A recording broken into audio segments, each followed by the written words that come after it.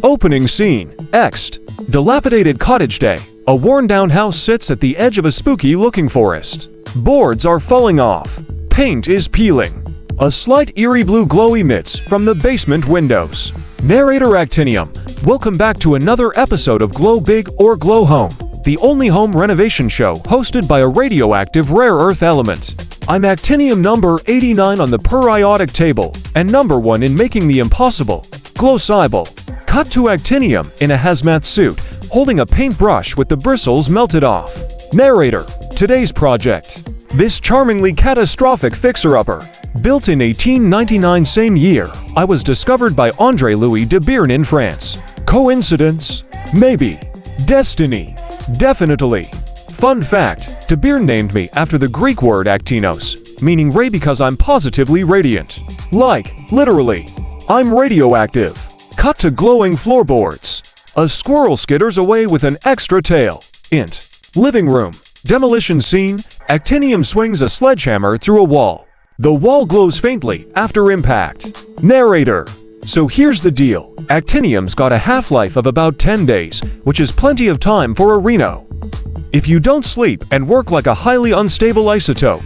And just like this house, I'm rare, seriously rare. We're talking trace amounts in uranium ore. So if you find me, congrats. You've basically won the element lottery. And yes, I'm expensive. But aren't all luxury features? Int. Kitchen new appliances being installed. Actinium leans on the countertop, sipping coffee from a glowing mug. Narrator. So what can you do with Actinium, besides light up countertops and shorten the life expectancy of your houseplants? Glad you asked. Cut away to a chalkboard diagram. Narrator voiceover. Actinium 225 is the real MVP. It's used in targeted cancer treatments, zipping straight into tumors like a microscopic ninja and delivering a fatal radiation dose. Boom, tumors gone. House metaphor. It's like termite bombs, but for your body.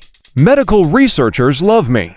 Real estate agents, less so. Int. Basement. Glowing furnace room. Actinium opens the basement door.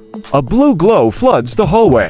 Actinium squints. Narrator. Remember, handling Actinium requires serious safety precautions. Just like you wouldn't go into the crawlspace of a haunted house without a flashlight, don't mess with me without a full hazmat suit, a radiation badge, and maybe a prayer.